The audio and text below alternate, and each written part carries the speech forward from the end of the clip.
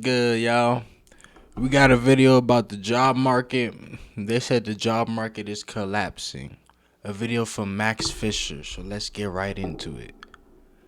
I mean, it's obviously been collapsing, though. We already knew that. Mama, what is that? What? What's that smell? I smell money. So the job market must be good too, right? That's how that works, right?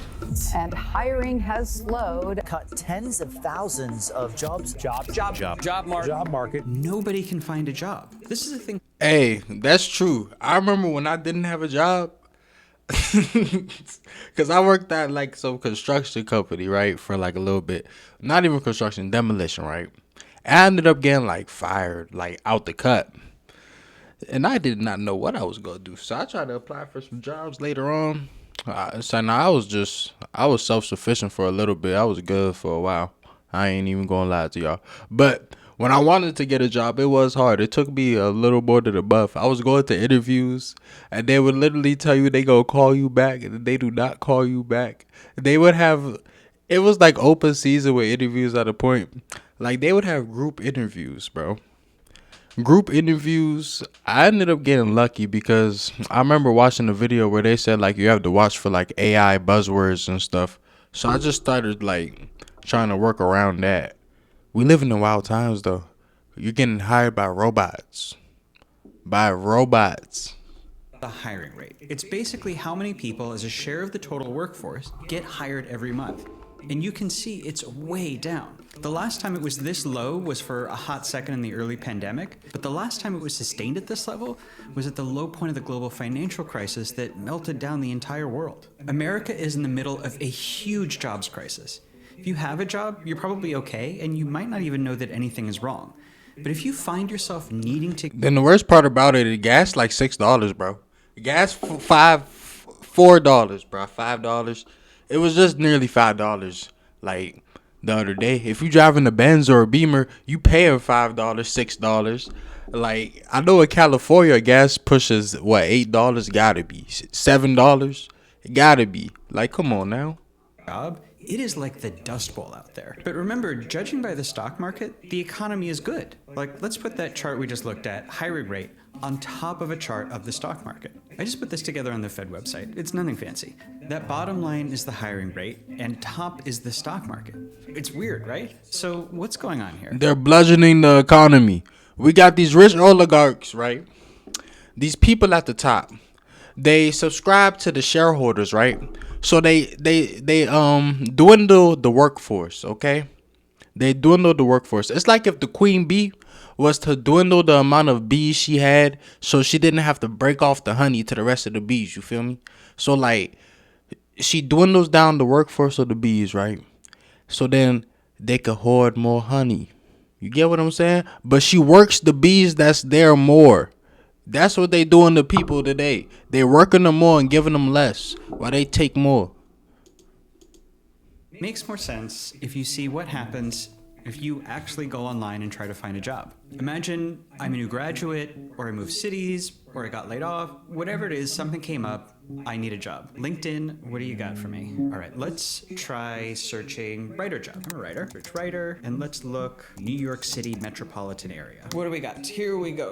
Okay, Condé Nast, writer, that's good, 95,000. That could be better. Posted 2 weeks ago, wow, over 100 people applied. Duolingo, okay, that's kind of fun, $153,000 a year, that's a little low for a big tech company. Posted 2 days ago, wow, over 100 people applied. LinkedIn stops counting applications after 100 people for whatever reason, I guess to not discourage you. So I apply for this job. I am up against at least 100 other people and maybe a lot more than 100 people, which means my odds of getting it statistically are worse than my odds of getting into Harvard. So, okay, let's look for a lower salary. Maybe Worse than Harvard is crazy. Competitiveness a little bit. Games Shit. associate writer at the New York Times. Only a week ago, over 100 people applied. Okay, you know what? We're gonna try a job that's a little bit more in demand. We're gonna try marketing. It's not what I went to school for, but times are tough. All right, what do we got? What happened to grocery like store. getting a New job Jersey through friends? Associates category manager. I don't know what that is. It doesn't list a salary. It was posted a Like, week that's ago. the- and the over 100 classic. people have applied. Okay, Google posted 1 day ago. Over 100 people applied. This is a nightmare. There's nothing out there. I need to settle. I need a job. I'm gonna search. Man, you could apply. What you being scared for? Over 100 people applied. Like, what that matter? That don't mean nothing. I'm not too proud.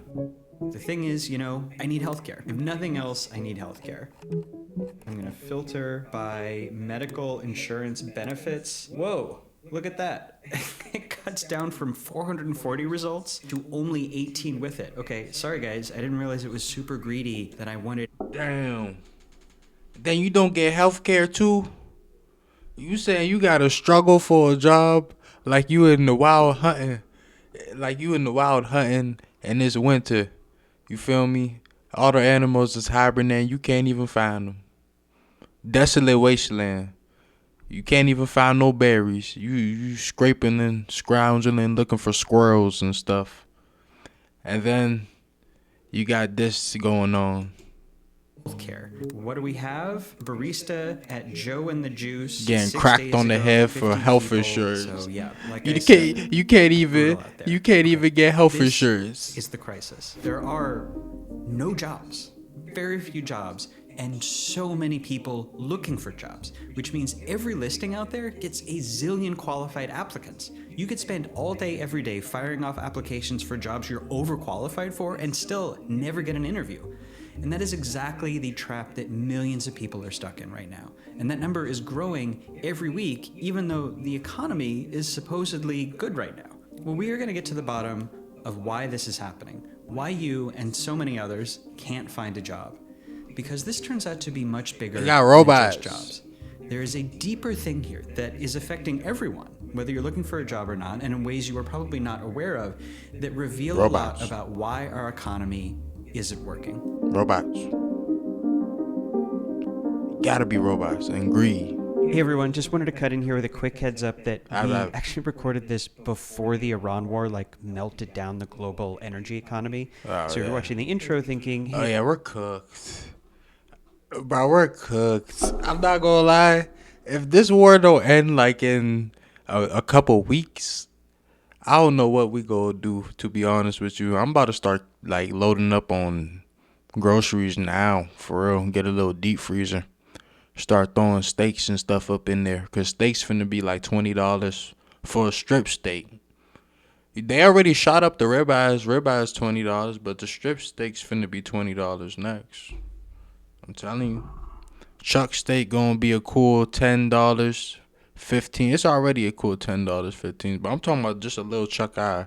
Watch. Those who know He's know. not mentioning You the gotta know Iran your war, cuts. that's No, why. see, I know But what I'm talking about. everything too. that you're about to hear still applies, still true, actually even more so because these deeper trends that we are about to explore have all been building for months or years, and the Iran stuff is just amplifying them. Okay, that's it. Now, the video. This story is eventually going to tell us where this strange, quiet crisis is taking all of us, what our future looks like, and that means understanding our present. What it means to have an economy that is good and bad at the same time, right? Good in the sense of the numbers going up and bad in the sense of there being no jobs. And we're going to talk about why it has got Trump facing a borderline existential dilemma where he has to choose between jobs on the one hand or some of his highest priorities as president on the other. But first, we've got to answer a more pressing question. Who took the jobs away? The people that own the companies. It's not rocket science. They did this long time ago when they automated the factories and they moved the factories out of America. And then they're automating the Ubers now. And then they're going to automate the trains. Bro, we about to have robotic soldiers. What are we talking about? This is the U.S. labor market. Each one of these is a job, and imagine there are like 160 million cards. And Automation. this is a worker. In a healthy economy, you've always got a few empty jobs and a few people who are looking. Look at that. Another hire. But we're not in a healthy economy, right? So we're going to use all this to show why. What is it that's taking these jobs away? And it's actually a few things that are all happening at once. So let's start with an obvious one. AI. Everyone is worried Told you. about AI Come on displacing now. human jobs. The truth is, so far, I mean, it's not even everybody knew that. Like a baby could have told you that. this might be more a worry than a reality, though. This is a study by the Federal Reserve looking into this, and it found that mostly companies aren't adjusting headcount for AI, which is to say cutting jobs. A small proportion of service firms do say they're reducing headcount for AI, but others say they're actually increasing hiring for AI work. So it seems like AI is, so far, not directly displacing a ton of jobs, just a few. But let's come back to this because there's much more going on here than All them people that was doing computer work, software programming, like coding and stuff. Like you just went to college to go code. That stuff is getting wiped out. It's sad to say. Digital digital art and all of that. I mean, digital art will still be around because it has a human touch, a human flair, which will forever be undefeated, right? But it's still getting punched up on a little bit, you know? It's dwindling. A dwindling number. Due to AI. AI is becoming very powerful. They have way more powerful AI. It's like the AI we got, they gave us the Goku base mode Goku and shit. But they low key got Super Saiyan 3 in the cut. They ain't even tell nobody. You feel me? Like they go to war with AI. Okay, another big one. Tariffs. I'd like to see the chart if you They're have not it. using That's Grok. tariff charged to the USA, including currency manipulation and trade barriers. Tariffs were supposed to bring back jobs by forcing factories to relocate to America from places like China and India. Here's Howard Lutnick, the Trump official in charge of tariffs. Remember, the army of millions and millions of human beings screwing in little screws to make iPhones, that kind of thing is going to come to America. What tariffs actually did was force manufacturers already in America, like this TV factory, to shut down or to move their factories out of the U.S. According to this industry report on manufacturers leaving the U.S., 1 in 5 international firms has exited the country since tariffs went up, and they're taking those manufacturing jobs with them. The reason that this is happening is because any business needs to import parts and raw materials. Factories import rivets and rubber and machinery. Construction companies import lumber, tile. Even restaurants import ingredients, tomatoes. About half of U.S. imports are just the stuff that goes into American-made products. And tariffs make all of that more expensive. So American businesses that might have spent money on hiring now have to spend it on tariffs instead. Or they might even have to close, as many have, which is how you get this. Job losses in every part of the manufacturing economy. Yeah, that tariff thing was low-key kind of dumb because America is so profitable, like economy. It's such a flourishing market that like you could have had like average tariffs or like somewhat low, and like the profit would have still just kept rising just because of the surplus of the people in this country that like to spend money. Let's be totally honest. People here, consumerism is what leads the country. Consumerism is something that people get a high off of over here. Something that people in other countries couldn't even dream of. You know what I'm saying? That's a whole different tangent. This is a big one, tariffs. It's where we start to see how these burdens on the labor market hold back everyone. All of these people who would have gotten that job in engineering or construction, except that job no longer exists because of tariffs. Now those people are competing for these remaining jobs, which means everyone else who is already looking for a job now has a harder time getting that job that might have been gettable a year ago because there's all of that new competition. Which brings me to another big culprit, mass government layoffs. Mostly from Elon Musk's Doge closing down or gutting agencies last spring. Man, a lot of people from the office better be plumbers. They better be playing with the wrench and sinks. They better be electricians. Ain't nothing wrong with them jobs. Them jobs are very profitable jobs and they make a lot of money. But I'm just saying the tides are changing. Don from the office with the you feel me? Your man Donald.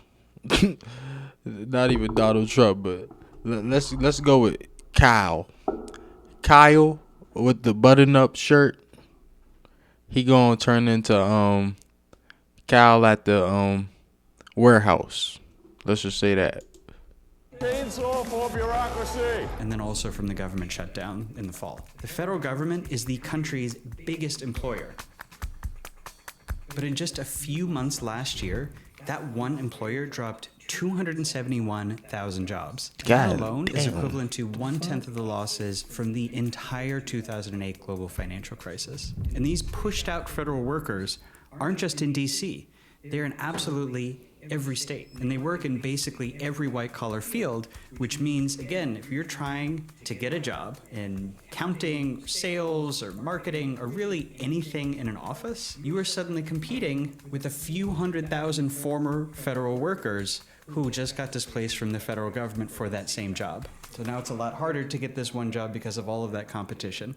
Just one more that we have to talk about. Look, all you really need to know, I know this is a big, boring white building, all you really need to know is that there's this thing called the Federal Reserve, and they set this thing called interest rates. And interest rates determines how much you pay when you borrow money to buy a house, purchase a car, or start a business. Interest rates have been high for a few years now. That's deliberate. They made interest rates high so people would borrow less money and would therefore spend less money. This is because of COVID. They printed all that money. And the worst part about it, like the worst part about the whole COVID thing, they printed all this money to sustain the economy and it keep it flowing. But the only people that really benefited from it was like the rich people. The Elon Musks, the Jeff Bezos. If y'all remember, they hit like a new echelon with their wealth during that time period. They hit like the hundreds of billions of dollars and all that type stuff. Well, it was either during that time period or when we just came out of that time period. I know I'm not tripping though. Which means there would be less inflation. But the downside is that if someone wants to borrow money now to start a business or to expand a business, it's more expensive to do that. And as a result, they cannot hire as many people. This is where we need to zoom out, because each one of these on their own is bad enough, right? You see them blocking out jobs, so there's fewer jobs and more people competing for the existing jobs. But the real story here is in how these things all interact with one another to create a perfect storm of job suppression. Remember this guy we just saw with Trump? That's Jerome Powell, the big boss of the Federal Reserve, which sets interest rates. Here he is in December. If you get away from Demon semen. inflation is in the low twos, right? So it's really tariffs that's causing the most of the inflation overshoot. Tariffs make everything more expensive. That's the main thing that they do. It is a 10 to 20% tax. What he's saying is that if it weren't for tariffs, he could cut interest rates, which would let businesses borrow money to hire more people. But he can't because of tariffs. And all of that additional spending equals inflation. Bro, the worst part about it is it's just been a steady rise of causes for inflation. If y'all remember, we had inflation because of COVID. Then we had inflation because of Ukraine. Now we got inflation because of tariffs. Then we gonna have inflation because of Iran. Then we gonna have inflation because of inflation. Because inflation is just inflation, right? This is crazy. They taxing us, bruh. So, tariffs lock in inflation, and inflation locks in high interest rates, tariffs, inflation, interest rates, even if that hurts jobs. I'll let Jerome explain. The situation is that our two goals are a bit in tension, right? So, interestingly, everyone around the table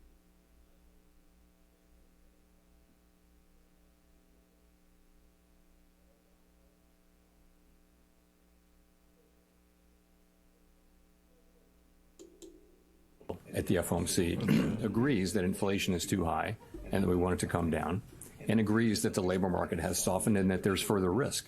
Everyone agrees on that. Jerome is saying tariffs force us into this impossible situation. He can fight inflation by setting high interest rates, but he can't push rates as high as he'd want because high rates bring inflation down by slowing the economy, and that hurts jobs. But right now, you've got this difficult balance, and there are risks to both sides. There's no risk-free path. If it was just inflation and the labor market was just really strong, and then rates would be higher. He chose sort of this middle path, but he made clear jobs would have to suffer to keep down inflation from tariffs. We're committed to 2% inflation, and we will deliver 2% inflation. So you see how having tariffs and high rates and inflation creates this perfect storm where they all make each other worse and block out a ton of jobs. Let's pause here so I can tell you about something cool I learned from the folks at Henson Shaving. What? Give me that look. I shave parts of my face. Like law firms using Hey, AI shout out Houston Saving though. pick up any extra paralegal work instead of hiring a new paralegal to do it. Because remember, high interest rates make it too expensive to hire. Or maybe there's a consulting company that hires 5 new people where previously they'd have hired 20 because those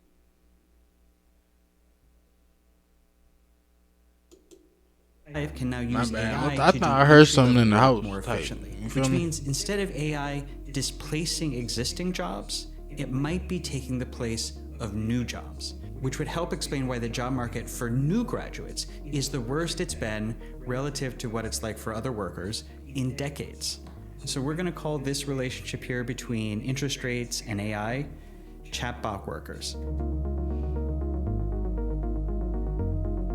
And what they're maybe blocking out here are entry-level jobs, the kind of thing you would have gotten just out of school if not for those chatbots. And the reason that I'm attaching this to interest rates is because the slow economy plus high rates means that companies are usually desperate to save money by using, let's say, one person with a chatbot in place of what have... But that's why most of the customer service people, some of the customer service people, they don't even live in America. They be in like third world countries and stuff. Like you call your bank people, the person, or maybe not your bank, okay, but like some miscellaneous company or somewhere you on the internet. You feel me? Like I don't know, Clara's scarves or something, some random site. Nah, that's not a good one. But one of them little Amazon, you call one of those little customer services on the product you buy on Amazon, you might hear somebody from like Bali or something talking to you on the phone. I don't know. India or something. Okay, another AI-related thing, and one that you might not think of as deleting jobs, data centers. Meta continuing its massive investments in AI, this time in the form of compute power, announcing 2 new major AI data centers. So here's the deal. Investment in data centers is like the entire U.S. economy right now. $3 trillion so far. And partly this is The wild thing about them data centers, I heard they be messing up the environment. Like, and the fact that the data centers being there, it makes the people that live around there have to pay more in fees and taxes and stuff like that, because the data center uses so much resources and stuff that like it is like they're trying to recoup that by like taxing the people, the surplus. It goes back to the queen bee and the honey thing that I was talking about. And then to add on top of it and make it worse, like I heard that like it messes with the air pollution and whatnot. And the wildest part, I don't think none of these rich people ever live next to these data centers or these whatever they're building, And they talking about aliens being real. What's going on? people thinking that AI is going to be huge. We all know aliens real though, but like they saying they real, so we gotta watch out. But it's also about tariffs. Tariffs make it harder to turn a profit in industries that import or export, which is like basically every industry.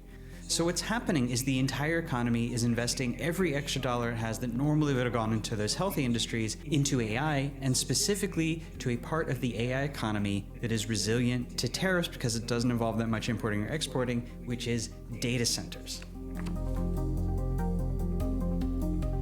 And specifically to a part of the AI economy, data centers, that is resilient to tariffs. So the capital that might have gone towards starting a factory or a call center or a magazine is going towards giant humanless rows of high-priced processors instead.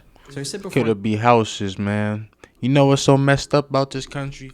You could drive for like 50 miles in a lot of states. I mean, 50, hundreds of miles. 50 is a stretch. Matter of fact, you could drive for about 75% of at least a lot of states in this country. I'm gonna say 75% of at least 70% of the country states. Now that's too high. At least 60% of the states in this country, 70% of those states, the single family homes, nobody under 30 years old owns those houses. Like, it's a small percentage of people under 30 years old that owns one of those houses. I'm gonna be totally honest with you. And even in 30, it's kind of low key a stretch. Like, it's probably like 25% of 30-year-olds in like every every state owns a house. Um, I'm pretty sure the average median, like the average age of the normal house owner in America is like 50 some years old or something like that. It's crazy out here, bro. Posing a big dilemma for Trump, one that is putting a lot of the top priorities of his entire presidency at risk. It has to do with what Trump says is the solution to the jobs crisis. At the same time, illegal aliens stole American jobs. This is a speech President Trump gave in December about the economy. Too many immigrants, he said, are crowding out the job market, so we have to get those immigrants out. For the first... Bro, what jobs was they taking, though? I wasn't working construction. I work construction.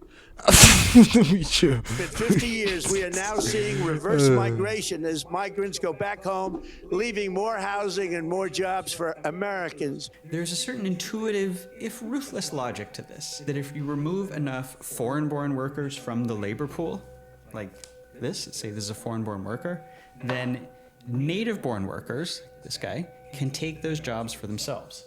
That's the idea. But are they right about this? Is that actually how this works?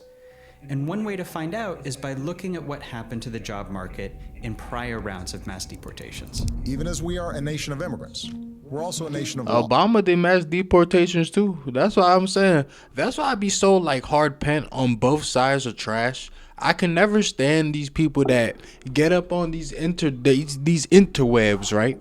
They get up on these interwebs and they be like, "See, you see the right, the right, they're wrong. They're this, they're that. You see," and then the right be like, "You see the left, they're this, they're that, they're this, they're soft, they're well all types of this, whatever." They just be throwing all types of ad hominems, name calling, and it's stupid. It's so stupid because whatever you mad at that this president did, I bet you a president on. I'm getting tongue tied. I bet you a president on the left did the same exact thing or something worse, and same thing for the right. I promise you, it goes tongue and tongue. It's like it goes like it's like a tie, bro. Like they're neck and neck with each other, man. You can't do nothing about that. Like same birds, you know what I'm saying? Like like what are we talking about? All of these people is corrupt. This is President Obama. You don't get there without being corrupt. Announcing what Get would that through become your a head. huge deportation campaign. Deportations of criminals are up 80%. Remember, this was during the global financial crisis. Job scarcity was a huge issue. So did deportations help? No. Did more native-born Americans get jobs because of deportations? Well, some economists looked into exactly that question. They analyzed the nearly 500,000 deportations in the country, which have been rolled out in stages county by county. And they tried to identify patterns in what happened after these deportations took place. And what they found is that the employment rate among citizens, among native-born Americans, actually dropped. The reason for this is something called complementarity, which means that jobs mostly done by immigrants complement those mostly done by citizens. Here, we'll use the board to show this. And even with the whole immigrant thing, you can't even really get mad at the immigrants and something like that. Even if it was true in a sense, which is it's totally not, because most white people in America tend to lean towards white collar work.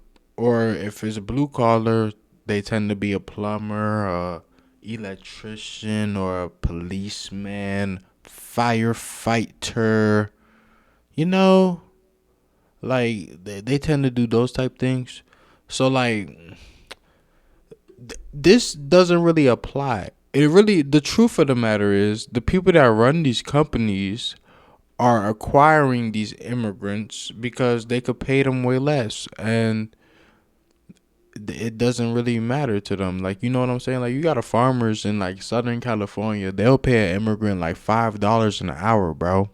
And the immigrant don't care because they go back down to Mexico in like 2 months with all them $5 an hour checks, and they're eating like they're doing pretty good. You know what I'm saying? Like, so is I'm going to mark off some of these jobs that are just like manual labor jobs. if it ain't Jobs that are fixed, done don't broke it. predominantly I mean, by if it ain't immigrants, broken, don't like fix it. construction. So, okay, bear with me 1 second. If it ain't broke, don't fix it. Okay, so this over here, this is immigrant labor. These are jobs that are predominantly done by I'm tired, bro. immigrants. I had a Things long like day at manual work. labor Sure. or construction is a really big one. No, I'm not And what tired. I happens don't want is to say when that. I'm you never take tired. These workers I'm away, always let's up. say because you conduct mass deportations that remove many of them from the country. What you think is going to happen is citizens are going to take those jobs, but actually they don't. Citizens do not take those jobs. It's because these jobs tend to be strenuous, long hours, dangerous. They give you back and joint problems. Look, I don't blame people for not wanting them. But what it means is that, number one, you do not have more jobs going to citizens. Hey, y'all go check him out, Max Fisher. I don't want to use up his whole video for the review thing but no cap, this is a good video. We probably do like a, I don't know, part 2, break it up, break it down. You know what I'm saying? But truth of the matter is, we just got these rich elites, these oligarchs. They tied in with the government. You got people like Jeff Bezos. Jeff Bezos owned the Washington Post. He sits in literally offices with the presidents and whatnot and government officials. Elon Musk, same difference. He don't own the Washington Post, but he owns Twitter, and he literally sits with the presidents and whatnot and all these things. So we're in a weird predicament, like a really strange time period. You know what I'm saying? You got rich people that could just call up, yo, Donald, I don't like that law you did. Can you change that? I don't like how we go into war with these people and the price of my next shipment has sky high.